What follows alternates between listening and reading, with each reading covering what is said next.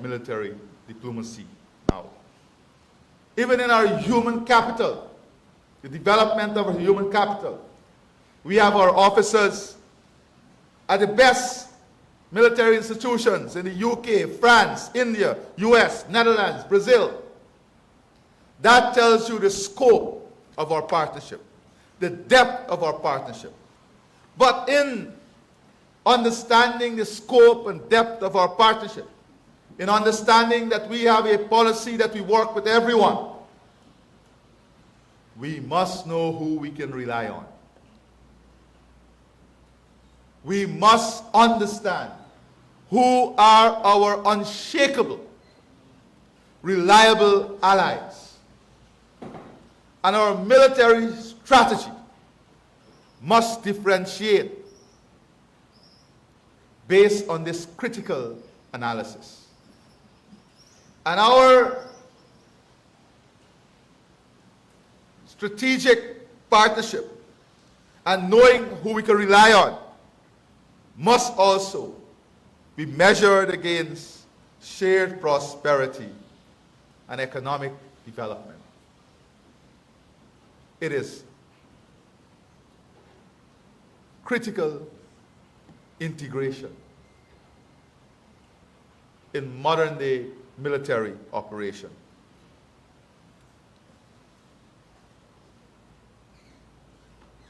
In this environment of complexity, that's how I want to describe the global environment that the military must operate in today.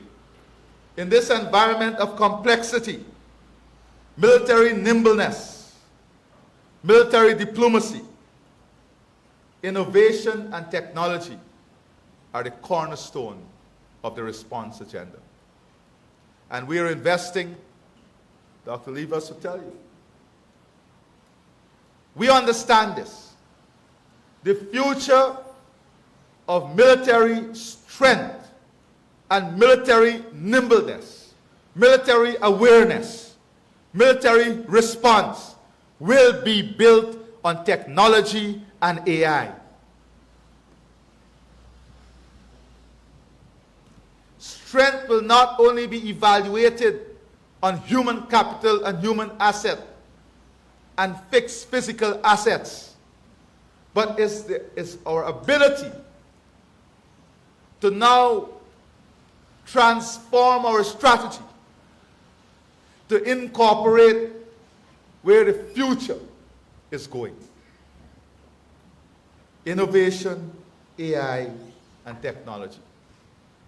It must therefore be an important arm of the Guyana Defense Force, where we build out this capability in context with whose technology, in context with whose AI, knowing that we must adopt what is relevant to us.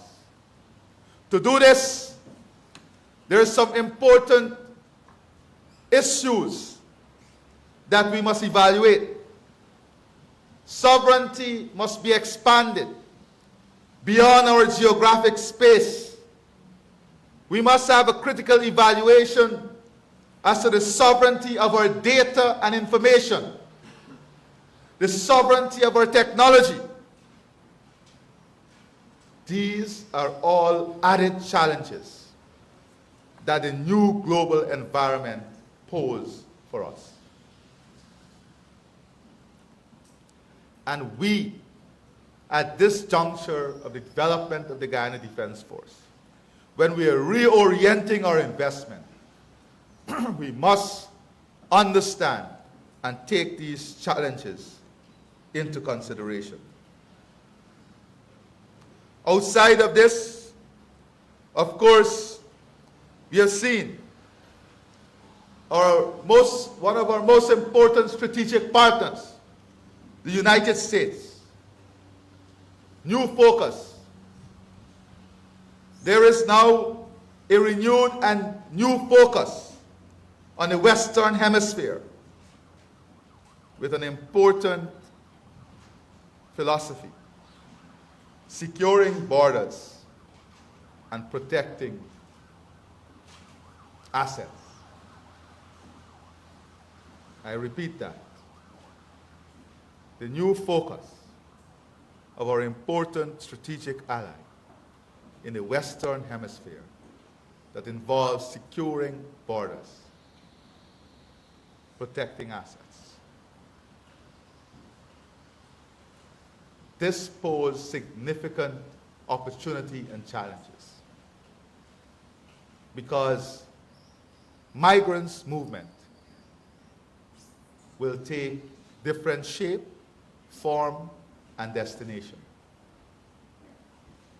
And as I said, migrant movement is linked to economic opportunities and prosperity. And when you examine the headlines within the region in which we reside, where are those opportunities? Where are those opportunities? Who is commanding the headlines in this regard? So this issue must therefore be critically examined at this officers' conference. Outside of that, it is very important, and that is why the National Defense Institute is key and critical to the future of the Guyana Defense Force. Not only in providing training, but in providing an understanding of philosophy or philosophical approach to problems, the region, and development of ideas. And why is this important? In this region today, we have also seen changes in military alignment and partnership. Changes in military alignment and partnership. But we have also seen what I describe as a philosophical chess playing among different members in the region. A philosophical chess playing that has security implications. And we must be able to understand what is driving these philosophical chess movements that is occurring.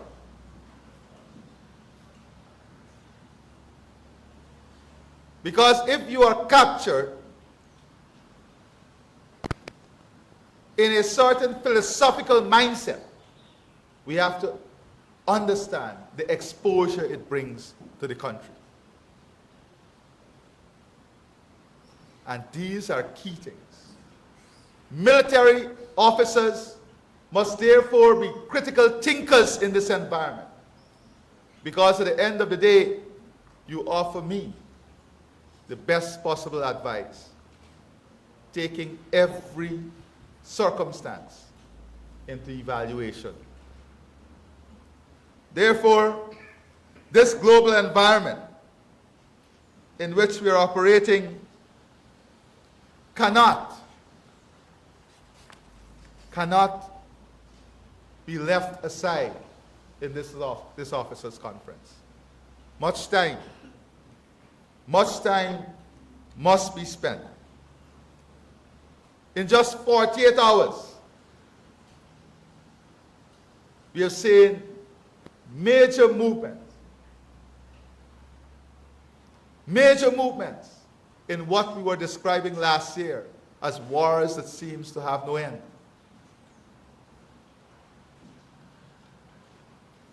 We have seen changes in position.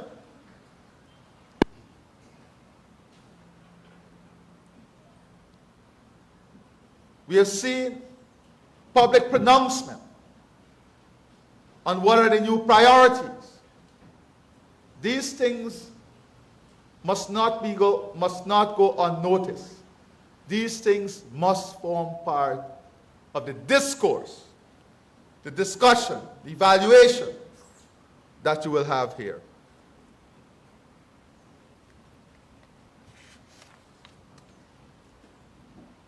As you're all aware, as a small state, we firmly believe in and embrace security through peaceful means.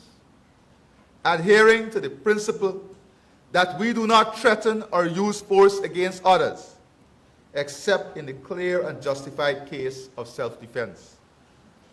Implicit in and integral to our foreign policy is our condemnation of the use of force as a means of settling disputes or as a pathway to achieving peace.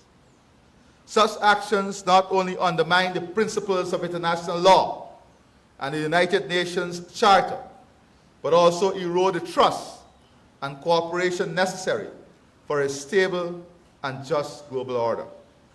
Guyana remains committed to resolving conflicts through peaceful means. The second area of focus that is key and critical is that of climate change and natural disasters. The rise in wildfires,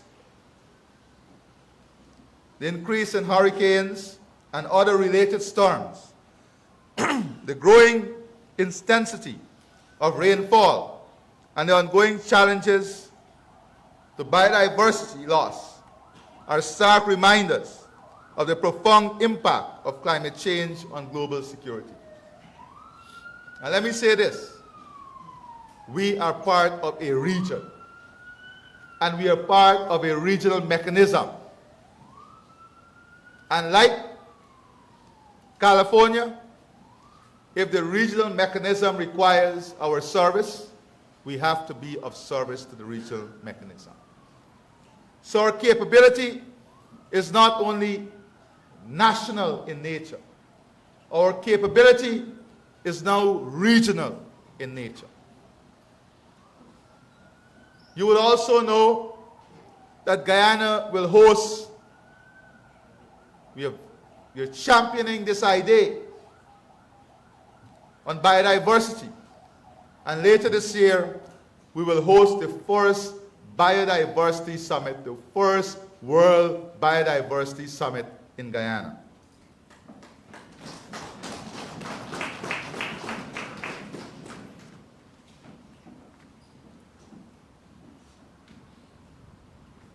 The existing tensions between states on competition for scarce resources, such as water, arable land, and energy, intensifies natural disasters.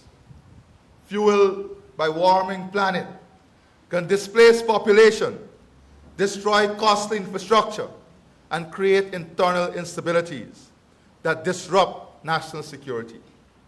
In this context, climate change is no longer just an environmental issue. It is a pressing security challenge that demands urgent attention and coordinated action from nations worldwide. Therefore, climate change and climate security must be an important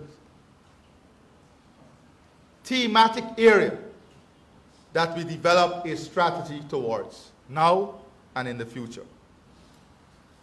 Guyana, too, is vulnerable to the effects of climate change, including the overtopping of our sea defenses, flooding from excessive rainfall, and prolonged droughts. These threats not only endanger lives and livelihood, but also have the potential to strain national resources. The Guyana Defense Force must remain acutely mindful of these issues and the risks they pose to national security. And that is why on all the important boards, the Geology and Mines Commission Board, the Guyana, the Sea Defense Board, and all of these important national boards, we have officers representing the GDF sitting on these boards. Because you must have information. You must be aware.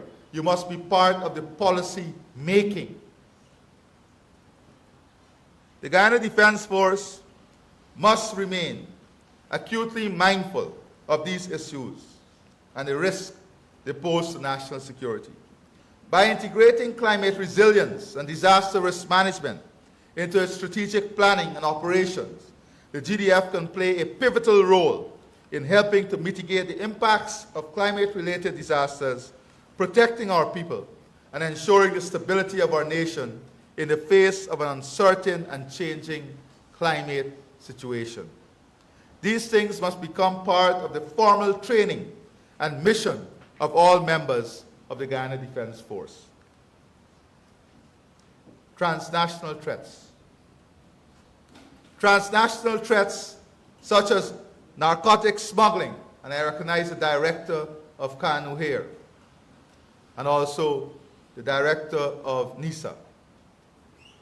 Human trafficking and the illegal movement of firearms across our borders pose significant challenges to Guyana's security and stability. The economic implosion in Venezuela has contributed to a migrant crisis that has increased vulnerabilities along our borders. Criminal networks exploit these conditions, engaging in illicit activities that undermine our national security, fuel violence, and erode the rule of law. The scourge of transnational crime is not confined by borders. It requires a coordinated and robust response to dismantle the networks that profit from human suffering and instability. The Guyana Defense Force must therefore intensify its efforts to combat these threats, leveraging intelligence, technology, and strategic partnership to disrupt and assist in deterring transnational criminal operations. These operations must never see a welcoming home in Guyana. They must never see a welcoming home in Guyana. We must disrupt at every opportunity so that they would understand that they have no place in Guyana. That is important, to proactively do this. In addressing these challenges, collaboration with our regional friends and allies is essential. Transnational crime is a shared problem that demands a collective solution. By working closely with organizations such as CARICOM, the Regional Security System, and international partners, the GDF can advance its capacity to monitor borders, intercept illicit shipments, and prosecute those involved in criminal activities. And we are investing in the assets to allow us to do this. Strengthening regional cooperation will not only bolster Guyana's security, but also contribute to the stability and prosperity of the entire Caribbean region. The GDF must remain vigilant in protecting our borders and our people, ensuring that Guyana remains a safe and secure nation in the face of evolving transnational threats. Regional developments. The controversy resulting from the territorial claim by Venezuela to Guyana Essequibo region remains a serious and persistent threat to our nation's sovereignty and territorial integrity. Despite the matter being rightfully before the International Court of Justice for resolution, Guyana continues to face acts of provocation and aggressive rhetoric from Venezuela. These actions not only undermine the principles of international law and peaceful coexistence, but also create an atmosphere of uncertainty and tension. In the face of such posturing, Guyana must remain resolute in defending its sovereignty while continuing to pursue a peaceful resolution through the ICJ. At the same time, we must remain vigilant and prepared to respond to any escalation that threatens our national security. To counter these threats, Guyana continued to bolster its capability. We continue our strong work in military diplomacy, building partnership, expanding relationship, especially with our allies. The Guyana Defense Force plays a critical role in safeguarding our borders from any potential aggression. And at this point, I want to pause and for us to recognize with a loud round of applause the officers and all members of the Guyana Defense Force who are serving at our border locations.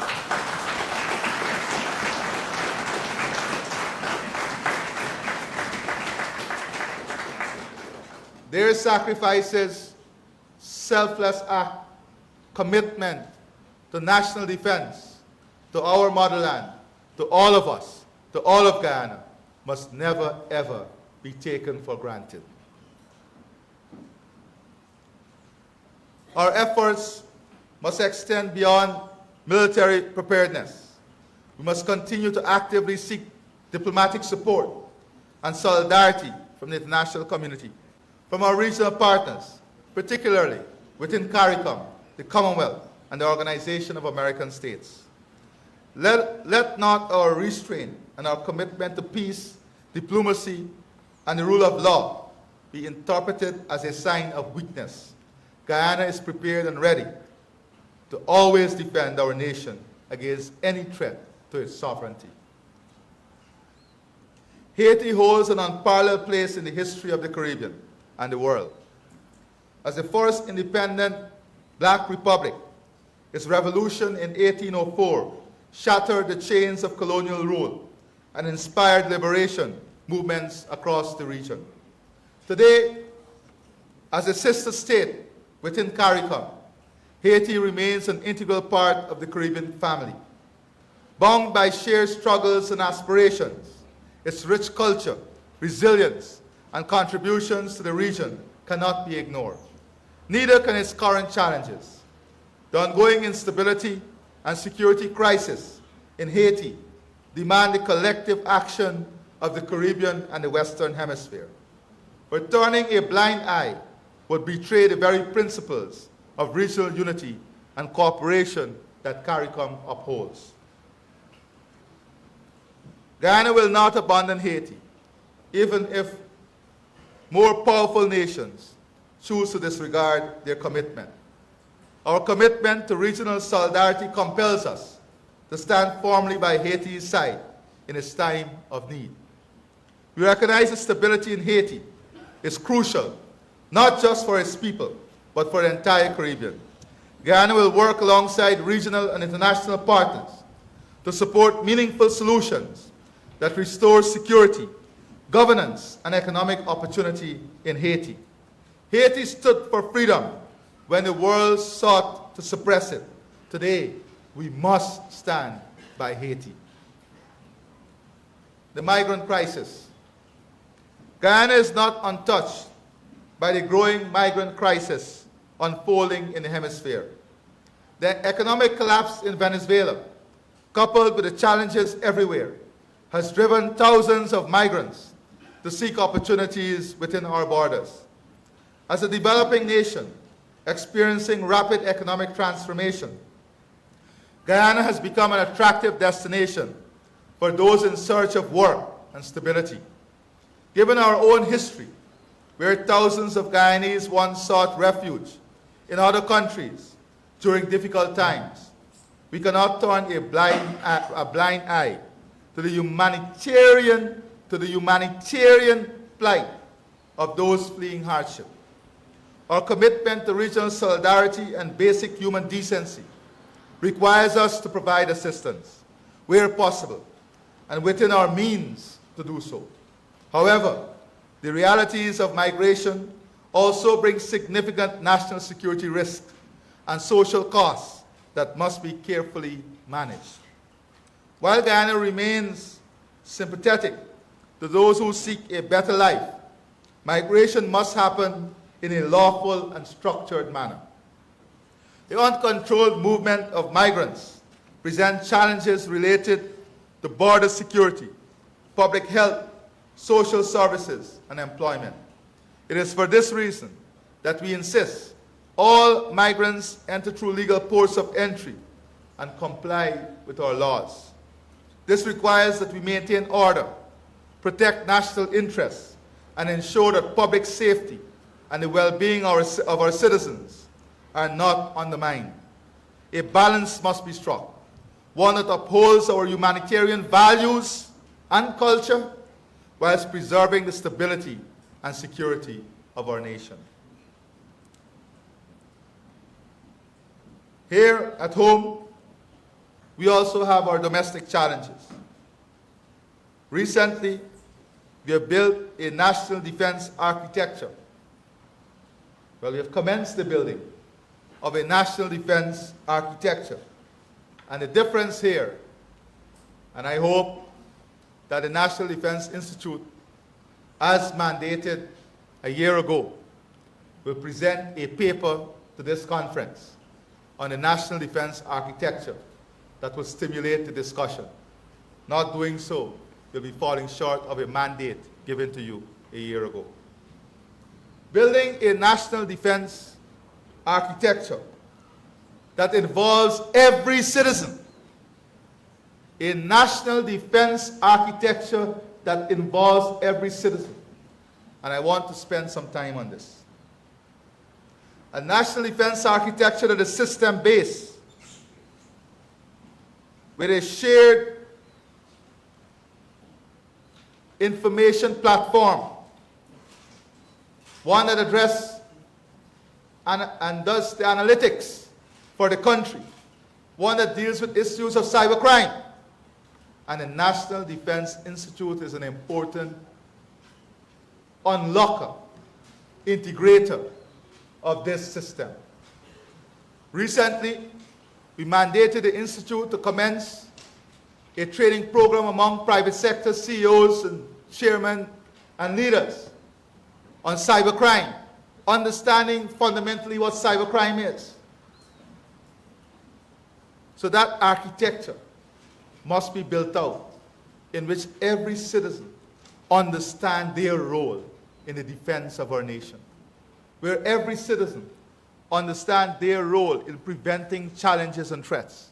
Already, citizens are naturally doing this, reporting illegal movement of people across our borders in boats, giving intelligence to KANU, intelligence to the army, intelligence to the police force. But it must now be system-based. An architecture must be developed that allows every citizen to be part of this. Guyana's emergence as an oil-producing state marks a transformative chapter in our nation's development, bringing with it substantial offshore investment and the construction of a pipeline to harness natural gas for energy.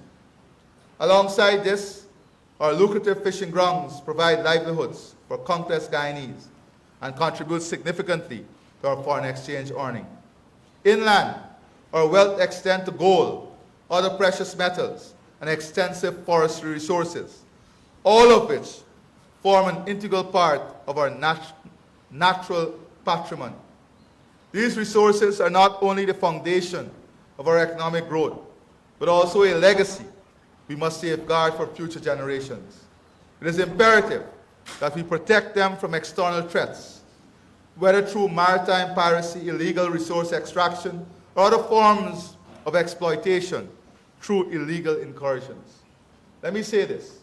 I want officers to understand that in the future, very soon into the future, Guyana will be a country that is known to have production of oil per capita higher than Kuwait.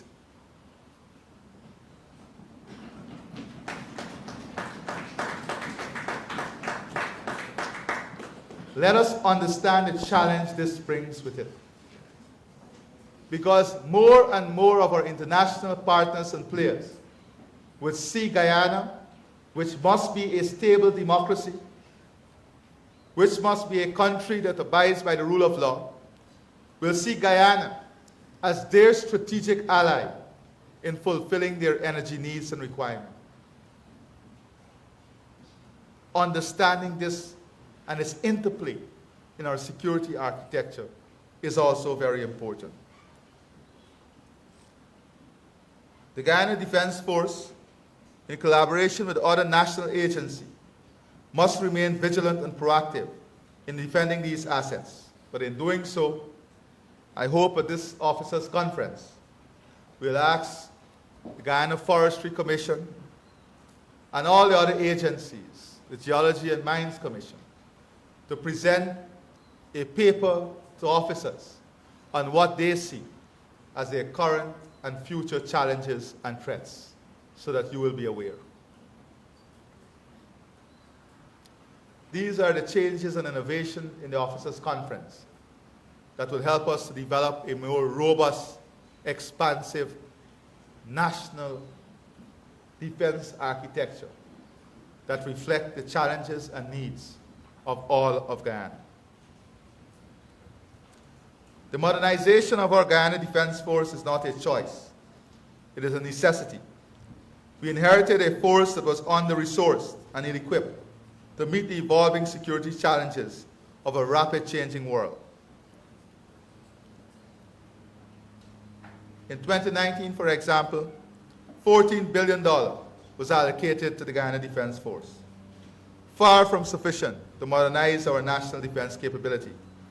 From 2020 to 2024, we have injected more than $115 billion in financing the Guyana Defense Force. Recognizing the urgent need for transformation, we have significantly increased this year's allocation to $50.4 billion. From $14 billion in 2019 to $50.4 billion, more than 3.5 times the 2019 allocation. This investment is part of our plan to build a more agile and capable organization that can effectively safeguard our sovereignty, protect our borders, and respond to emerging threats. We also will continue to invest heavily in our human asset, our human capability.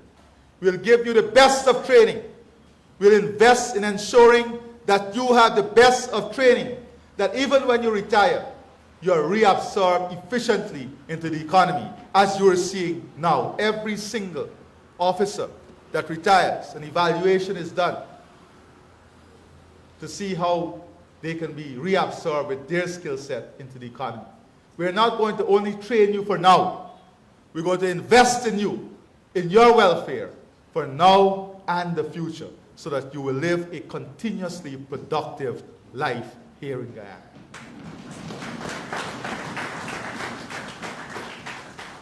So when one asks, why I asked the Chief of Defense Staff to get 20 persons for me to do a master's degree in supply chain management, it is because the future of Guyana requires this capability, and the military is naturally trained to provide this capability. So that is what we're doing. We're going to continue the expanding benefits, an increase in salaries, an increase in other benefits. Work on a plan to ensure that you have access to the best medical care, whilst we are building out a national health architecture that is world-class. There must be a window through which our men and women in uniform are given some differential access. Some differential access. This year's historic investment will enable the acquisition of new equipment, advanced training, and expand operational capabilities in critical areas such as land border surveillance, maritime security, disaster response management. The Guyana Defense Force is being made fitter for purpose. We're stronger, more responsive, and better prepared than ever before. Since 2020, we have provided training, both locally and overseas, to some 6,455 ranks at a cost of more than 2.5 billion Guyana dollars. In order to boost training, we have started a National Defense Institute. We're expanding the force drone capabilities. Last year, we acquired some additional assets, which I will not repeat. The Chief of Defense Staff would have mentioned those. However, there is also elections this year. This year is an election year in our country. And as always, the Guyana Defense Force stands ready to fulfill its constitutional duty to support civilian law enforcement in maintaining peace and order, and importantly, in sustaining democracy forever in this country. Elections are a fundamental pillar of our democracy, and we must ensure that the process unfolds in an environment free from intimidation, violence, or disruption. It did not go without notice some comments made recently by some political leaders in this regard. While we do not anticipate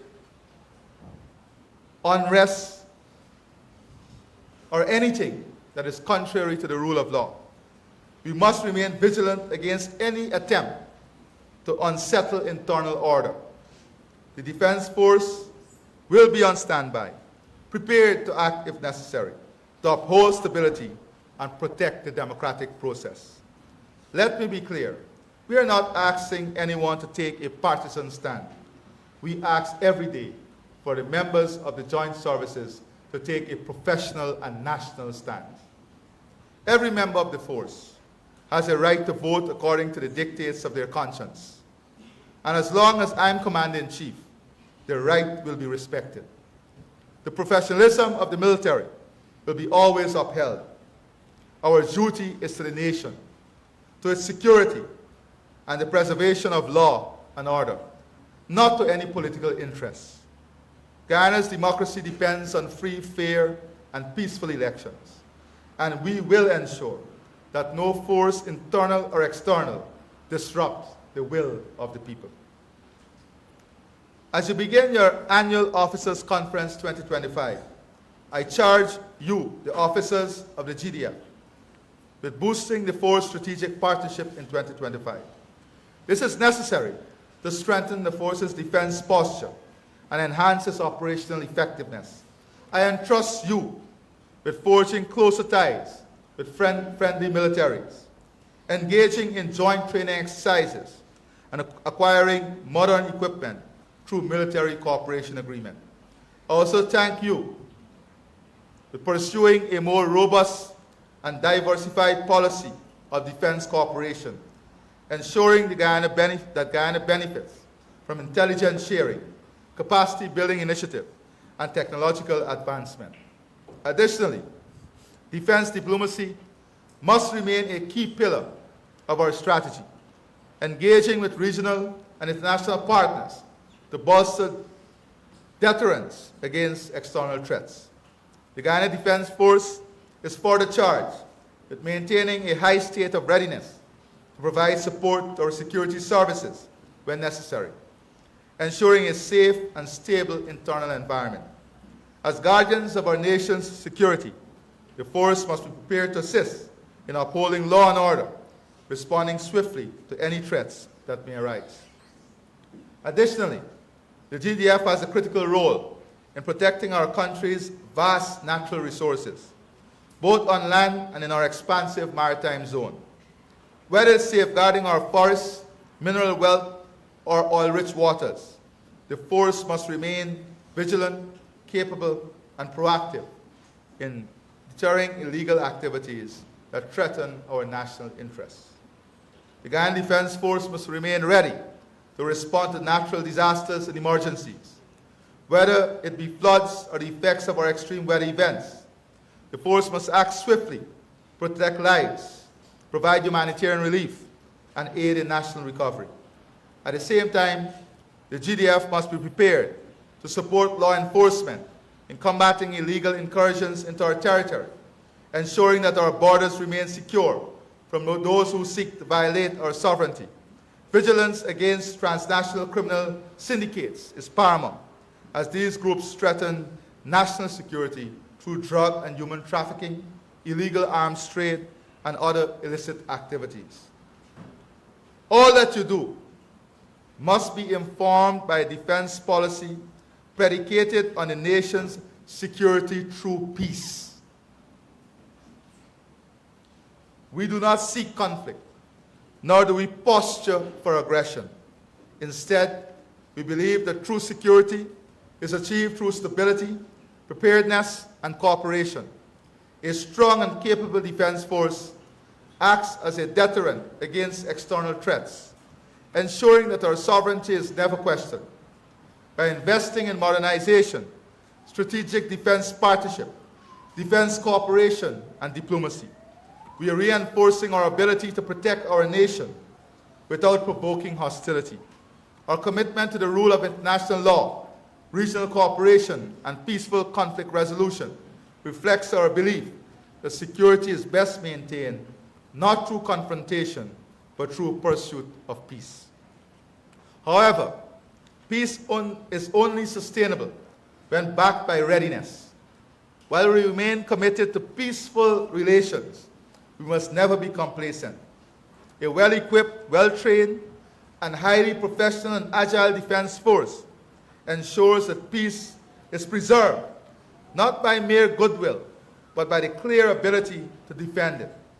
This is why we continue to enhance our defense capabilities, strengthen border security, and support law enforcement in safeguarding our natural resource and territorial integrity. Guyana's prosperity depends on stability, and stability requires a force that is always prepared.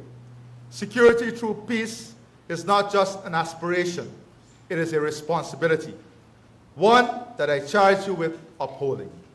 I wish you every success to the 2025 Annual GDF Officers Conference. I thank you, and God bless you and your families.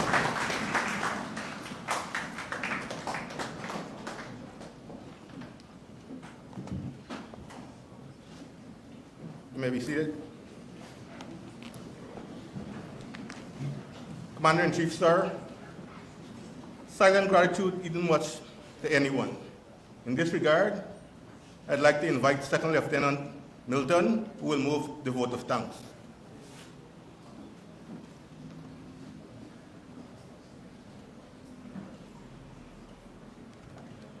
After the vote of thanks, officers who are seated beyond the third row, you're kindly asked to move to the playfield area where the bleachers are set up for the group photograph. Thank you very much.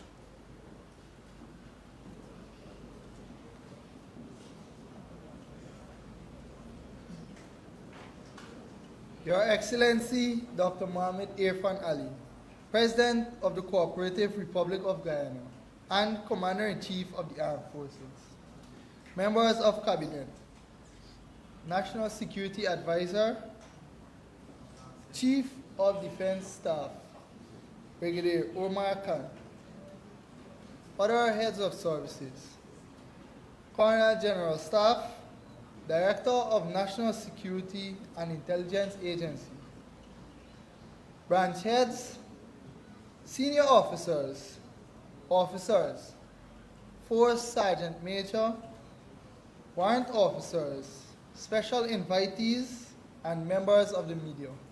A pleasant day to you all.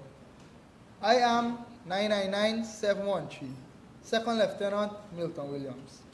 It is a distinct honor as the youngest officer presently in the Guyana Defense Force to express gratitude to you, Your Excellency, for your feature address. Your Excellency, today you have mentioned a few key points that has and will benefit the careers of the service men and women under your charge. You highlighted that we, the leaders, must charter a course to form an agile and forward-thinking force. Our partnerships must be measured by shared prosperity and focuses on securing our borders and protecting our assets. Additionally, you mentioned the future of our nimbleness, agility, and ability will be an innovation of artificial intelligence and technology, and adapting what is relevant to our force. With this, we must be aware of the challenges that comes with artificial intelligence and technology.